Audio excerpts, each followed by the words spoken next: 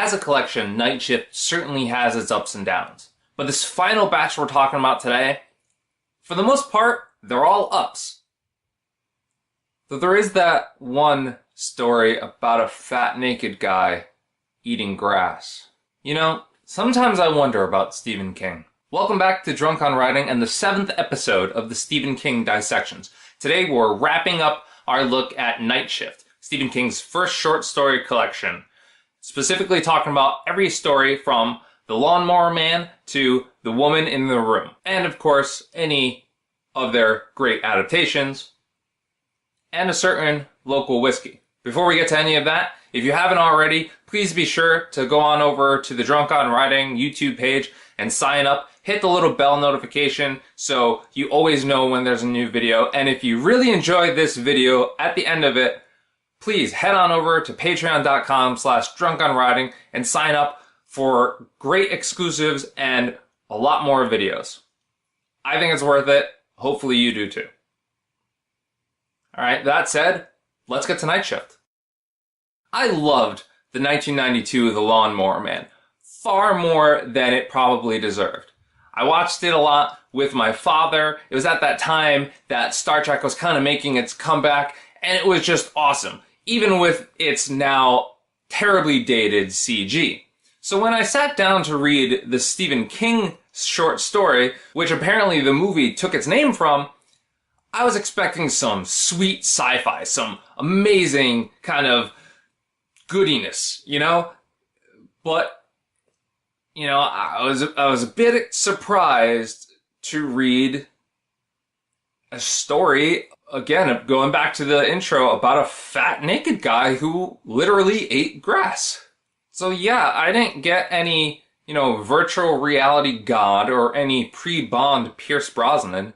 Instead, I got a nymph who eats a groundhog, who controls a lawnmower with his mind, who kills the owner when he thinks it's a little too weird. And, you know, I think it's a little too weird, and I'm just a guy reading the story. I can only imagine if I was the guy who owned the house and I see this naked guy just munching on my lawn. That's not cool with me. It's a little too bizarre. But that's not to say I didn't enjoy it. I thought it was a pretty fun little story. Just, it wasn't at all what I was expecting, based on the adaptation that I saw, what I thought was the adaptation.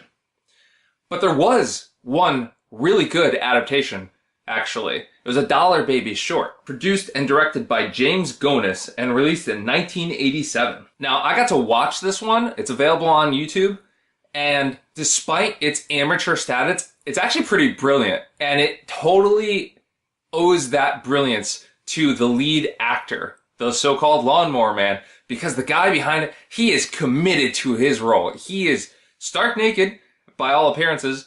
He is down on that grass. He is tossing that grass into his mouth. He is eating it up. It's pretty well done. It's a weird little short film, but it's pretty well done. And it has one of those, what I would call perfect shots. It comes toward the end of the film, and it shows a bird bath in the foreground, and you see kind of blood dripping down it. And in the background, you see two cops investigating this homicide scene. And the cops are just looking over the grass, and one cop says to the other, "Man, I wish my grass looked this good," or something to the effect of that. It was so good. It was just so perfect. It made me chuckle, made me laugh. The film should have ended on that point and went a little bit longer, but that was just great. And I highly recommend, if you've got about 10 minutes to spare, go track that down on YouTube. Maybe I'll put a link in the description below and go watch it, because it is quite enjoyable. What a creepy story this was.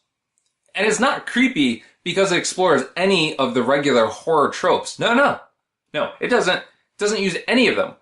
What it does is it plays on and preys on our fright, our discomfort at the idea of being watched. This fear that whatever we do, even in our most private moments, someone is glancing at us, someone is watching what we do. And not just that fear, oh no. It also plays on the fear of us letting down a loved one, of us doing something to cause a loved one to get hurt. And you know, Quitters Inc. is one of the stories in this collection that was previously unpublished. But man, is it good. I'd originally thought that Quitters Inc. was just kind of sort of playing mind games with the lead character, saying, oh, if you smoke, we're going to mess with you, we're going to beat your wife, we're going to electrocute you, we're going to do all this crazy stuff. And I'm like, it's some psychological test. It's nothing. They're just screwing with him. But then that scene on the bridge where he's stuck in traffic and he sneaks that little cigarette and he glances up thinking that nobody spotted him, and the dude right next to him in the convertible is just staring at him. And this played out brilliantly in the adaptation as well, which we'll get to in a moment. But in the book, you see that, and then the car drives off, and the next thing you hear, the wife is missing, and she's at the office, and she's getting electrocuted, and she's like, what's happening? But she's fully supportive of her, and, Quitters Inc., they weren't messing around. They weren't playing. They went to the extreme, which meant, cutting off a pinky finger or even killing people.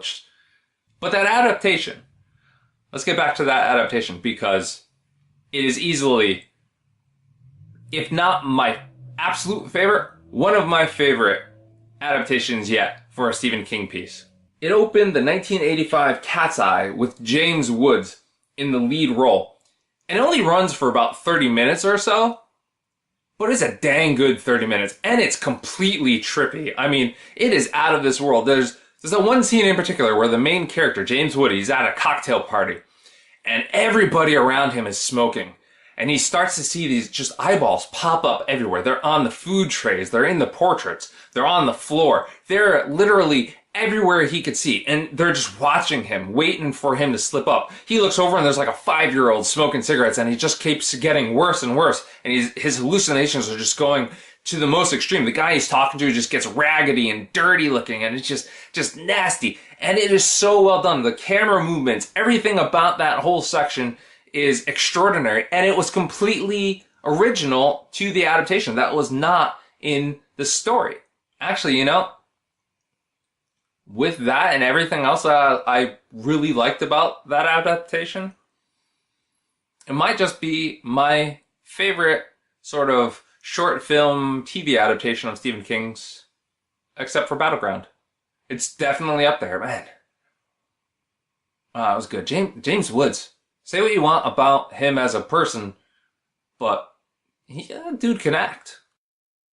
There's a lot going on in I Know What You Need, which was originally published in the September 1976 issue of Cosmopolitan. First, before I get anywhere, I have to mention the inclusion of the Bluebeard story, which we first heard in The Shining, way back in The Shining. But here we get sort of an abridged version. Stephen King probably knows we're a little bit aware of it. Second, for the most part, this is a story that all of us hopeful romantics out there can probably sort of relate to. I mean, for the most part, it sort of reads like a Nicholas Sparks novel. A boy meets a girl in school, falls in love with her, they part ways, he meets her way on down the line again, they become friends, her boyfriend tragically dies, he consoles her, she realizes she's in love with him, they end up together, things are happy, and if this was a Nicholas Sparks novel, one of them would die, but, you catch my drift here.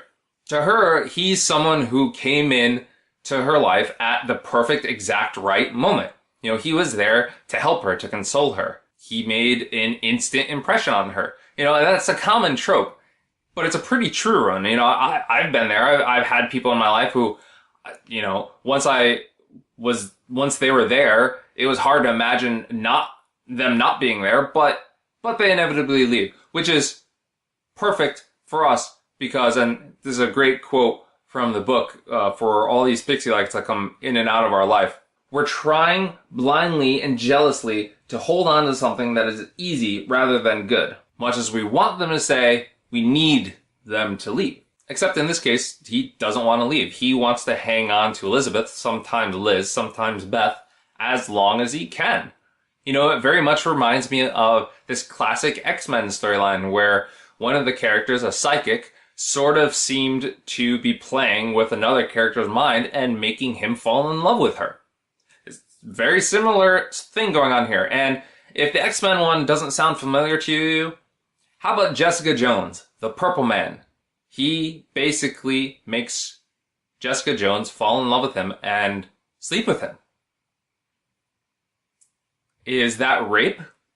I think that was the kind of central question of that show, and it's brought up here as well. The main character's roommate, she points it out pretty obviously. She says, he's made you love him by knowing every secret thing you want and need, and that's not love at all. That's rape.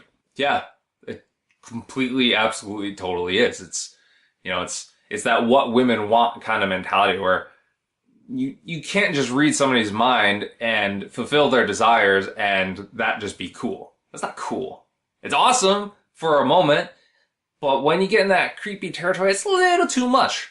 And it's probably why this hasn't really seen a full-fledged adaptation. There have been a couple of dollar babies, nothing worth writing home about right now, but there's been no true TV adaptation, no movie adaptation.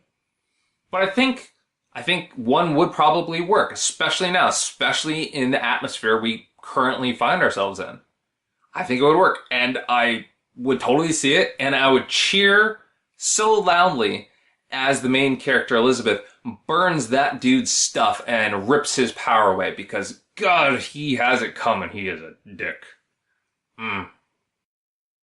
Here's my takeaway from Children of the Corn, which was originally published in the March 1977 issue of Penthouse. If you find yourself driving through what looks to be an abandoned town, and your wife, your husband, your significant other says, let's keep going, let's get the heck out of here, listen to them. Listen to them, because, my God, is this a horrific story. This is probably the most horrific Stephen King story I've yet to read.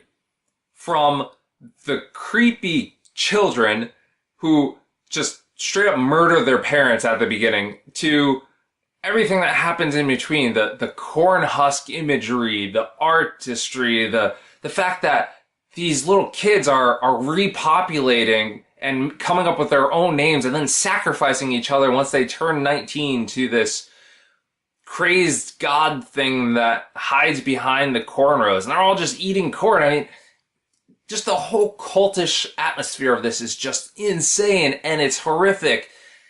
And you can kind of see it happening, for the most part. The first half, 3/4 of the story.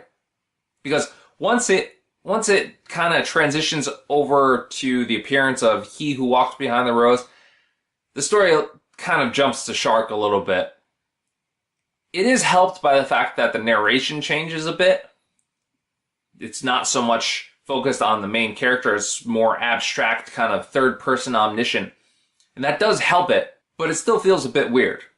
But still, everything up to that point, and everything kind of built around it, I just thought was just incredibly well done. So it makes sense why there's been a few adaptations of Children of the Corn. Starting first with the 1983 Dollar Baby short film, Disciples of the Crow. This one's much more open-ended, and actually kind of skips most of the explanation, the narration.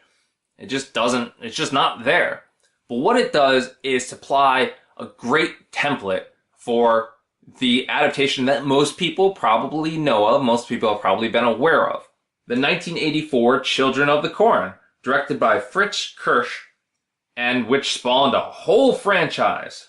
I had never seen it before, but I have to say at this point, I'm really glad I did. Not just because it was a pretty enjoyable movie, both semi-horrific and pretty funny, but because I finally know where that quote is from.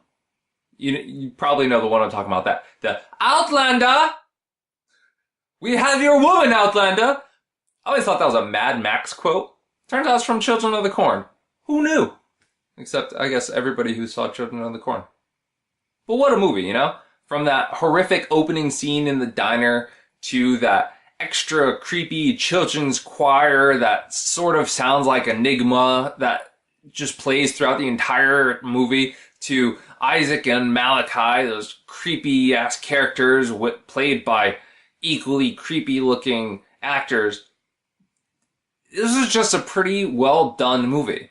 We just need not talk about the special effects of He Who Must Not Be Named, which looks like somebody stuck Afterglow behind a thunderhead, or that sort of corn zombie husk version of Isaac that was later on. That was just weird. We're not going to talk about that more. And then there was a 2009 made-for-TV film that was much more true to the story, which you'd expect would be a good thing. And in most cases, it probably would be, but it's not. Because what that film did was make me realize just how padded out that beginning section is in the car. And it really just does not play well on film. It just kind of seems like padding, like filler. I appreciated this version though, because not only did it recreate the original short story, but it also took some of the best parts of the original film adaptation and recreated it and made them even better. And then it even added its own parts. Like, it made me care for Malachi. It made him a sympathetic character. Malachi, the Outlander guy. You kidding me? That was a feat in and of itself. We have a few more stories to get to, but I should probably insert some pun here. Like, Children of the Corn whiskey. Because yes, Children of the Corn inspired our pairing for today. That's right, a corn whiskey.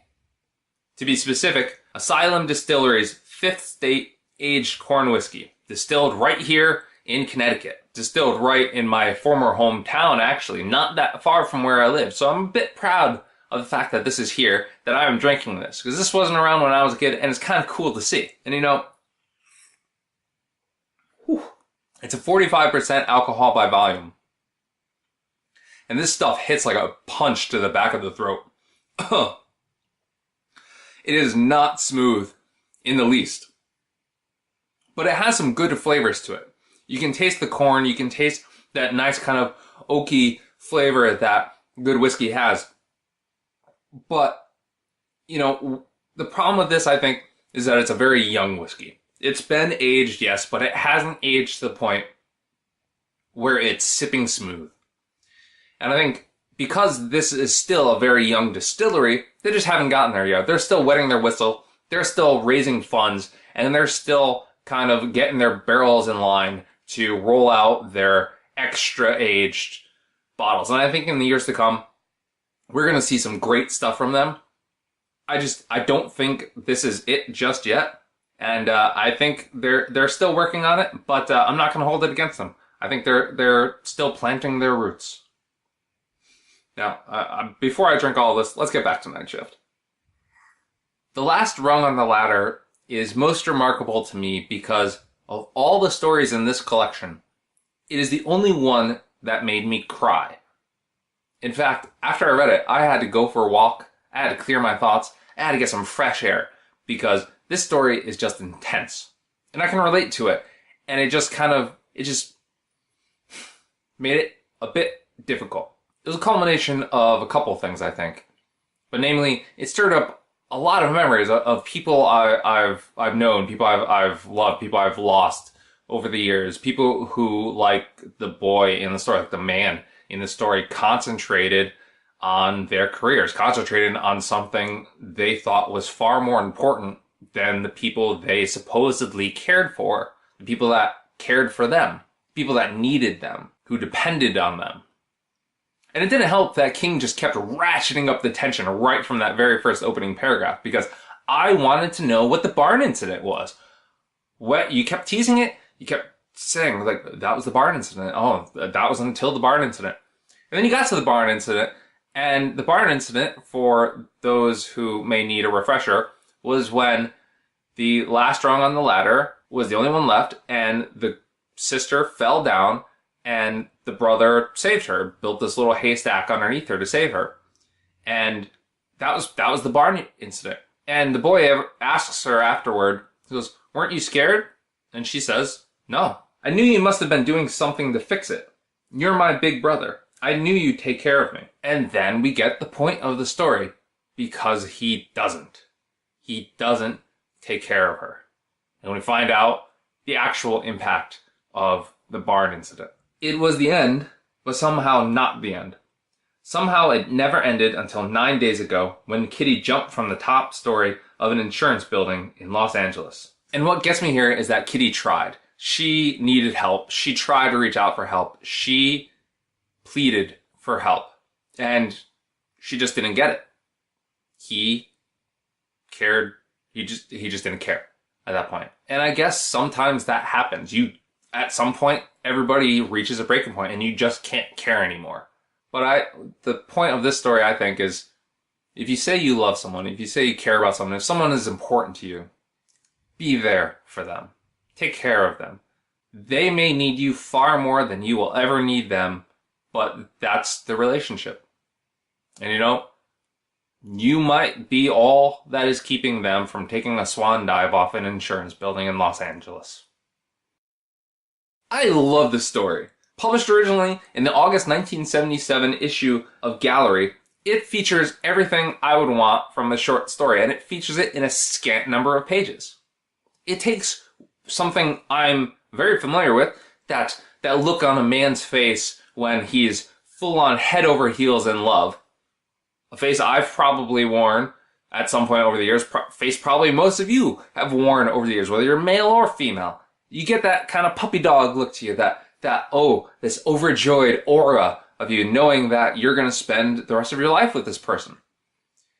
And Stephen King takes that and he plays with it, and then he says, nope, that's not what this story is about, and I'm going to screw with you. And then the dude just kills a woman. I was hearing this holly jolly 50s music playing in the background the whole time this story is going on.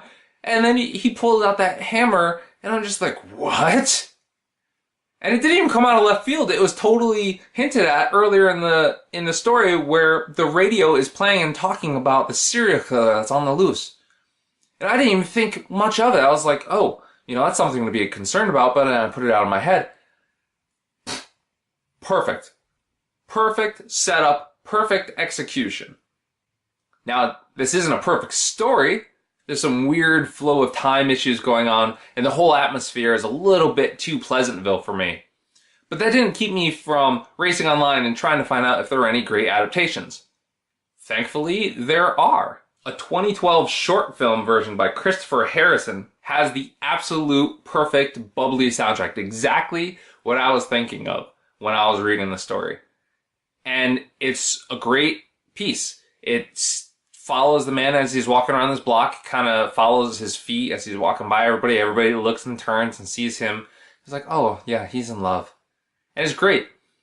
Except for the fact that they try to tie in this story with the Dark Tower, and that was a complete misstep. But other than that, and that's only 15 to 30 seconds, we cut that out. It's a great little short film.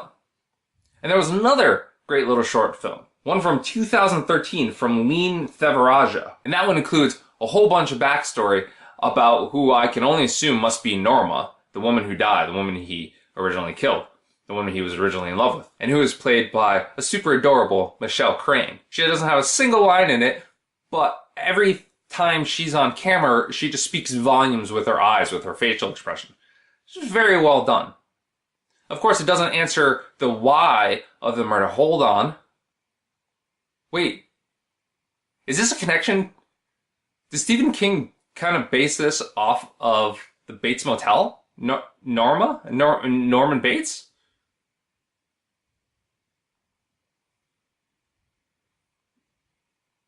What? This one first came out in the March-April 1977 issue of Maine, less than 2 years after Salem's Lot debuted. And it plays very much as a sort of straight-to-DVD sequel to that book, wherein it revisits the same location, but doesn't feature any of the original players, and sort of plays on the tropes while adding stuff to the original that you're kind of like, okay, I guess I can see that. But I think this one is far better than the other Salem's Lot sort of follow-up that is in the Night Shift collection, the one that opened it, Jerusalem's Lot. And mainly because this is Stephen King. This is not Stephen King trying to imitate another writer's style. This is pure Stephen King. This is his style right here. We get everything that is a Stephen King. We get an aside about a rocking chair, an aside about why the name of the bar never changed. We get all this extra superfluous information that you read it and it just adds this extra layer to the story, extra layer to the characters, to the location. But we don't get any of the fluff, any of that kind of filler almost. This is filler, obviously, but it doesn't feel like filler. It feels important. And that is what is great about Stephen King and why I personally love him and why I found this story so compelling, despite its pretty play-by-numbers plot and the fact that it sort of riffs on a number of other things I had already seen, not just in this story, or not just in this story collection, but in other books and other movies. For instance, this takes place in a blizzard in Maine, where somebody comes in to the bar and then the people in the bar have to go out. Does that sound familiar to anybody? Gray matter? Ring a bell? And then the bit with the little girl at the end, who, and let me quote this one here, was no more than 7 years old, and she was going to be 7 for an eternity of nights. I mean, that's straight up Interview with the Vampire's Kirsten Dunst, isn't it? What was her name? Claudia? Interesting fact, Interview with the Vampire came out a year before this story was published. Coincidence? Maybe. Strange things have happened. I keep saying that. Oh, and those last few paragraphs. Did those not remind you of someone? I'm going to do my best here to read them and imitate what I envision. Maybe you will hear it as well if you haven't already. You may have an occasion to be traveling in southern Maine yourself one of these days. Pretty part of the countryside. You may even stop by Tookie's Bar for a drink. Nice place. They kept the name just the same. So have your drink, and then my advice to you is to keep right on moving north. Whatever you do, don't go up that road to Jerusalem's Lot. Especially not after dark. Now, I know that was probably not the best imitation. It's been a while since I've seen the movie, and I'm no professional imitationist, but I can't be the only one that read that in Randall Peltzer's voice, right? Come on, there's got to be one more of you out there. Now this one was an odd one to choose to end the collection. Wouldn't One for the Road, as sort of a bookend to the Salem's Lot kind of stories, Jerusalem's Lot opening, One for the Road ending, have made more sense, especially with that Gremlins-esque ending that I just sort of tried to read? Wouldn't that have made more sense? Anyways, The Woman in the Room was what ended this collection, and I have to say, I really did not dig this one. I drifted endlessly. I had to keep rereading paragraphs and keep revisiting it. It just could not hold my interest for the life of me. And that's not to say it wasn't a touching story. The whole way the son really wants to help his dying mother to help relieve her pain. It's a great little tale, and one I can certainly relate to, especially right now, but it just never landed properly for me. I think it was extremely well written, and I'm not going to say King doesn't know how to write emotional tales. Just look at The Last Rung on the Ladder from a couple stories ago. But this one it didn't do it. It was, in my opinion, pretty much an utter failure. And I see no reason to probably ever revisit it, which is quite saying something because I really want to just reread everything I've already read so far. Now, the adaptation, on the other hand, I would watch again in a heartbeat. Written and directed by Frank Darabont back in 1983 as part of the Dollar Baby deal. This was the first thing he directed, but it certainly wouldn't be the last. We will, of course, be revisiting him down the line, not so far in the distant future, for a little movie called The Shawshank Redemption. And you might know Frank Darabont also from a little series called The Walking Dead. Yeah, he's become kind of a big deal over the years. But considering this was the first thing he ever wrote, the first thing he ever directed, he vastly improves upon the story. He's got some serious, pregnant pauses, these deep silences, and the great acting by Michael Cornelison in the lead role and Dee Croxton, the mom. There came a point where I just could not help but start pouring tears. How anybody who has any sort of affection for the mom could watch this film and stay dry-eyed, I will never know, because man, is it intense. And leagues beyond the short story, I have to say. It held my attention every second that it was on the screen. And I do have to give a shout out to one actor in particular, Brian Libby, who played the insightful prisoner in a scene completely original to the adaptation. He absolutely stole the show in that role. I mean, he was just phenomenal. But his scene did make me realize something about Night Shift. And that's that Vietnam comes up a whole heck of a lot throughout this collection. Night Shift was first published in February of 1978, but many of its stories were released long before that. And even in 1978, when this book came out, the world, and the United States especially, was still very much reeling from the effects of the Vietnam War, which officially ended with the fall of Saigon in 1975, though direct U.S. involvement ended back in 73 or so. So it makes sense why King would refer to it so often.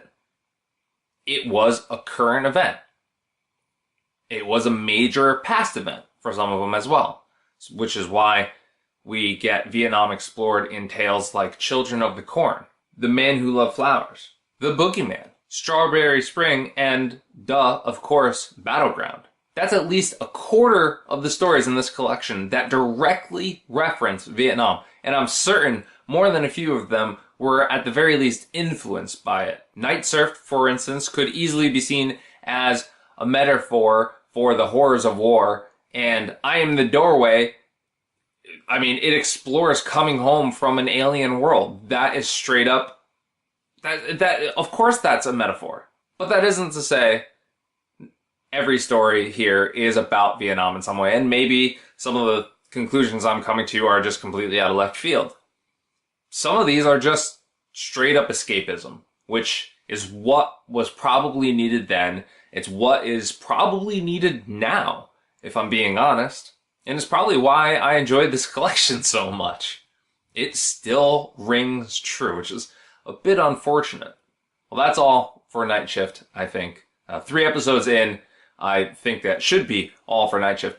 Let me know what you think about this format of doing these little tiny snippets for every story. Not going completely in depth on the plot, but sort of more talking the reaction to it, how it impacted me, and sort of the key moments from each piece, from the story to the adaptation. Let me know what you think of that, because there are plenty more short story collections down the road, and I would love any feedback to make those videos better than this one. But I enjoyed doing this. I hope you enjoyed it as well.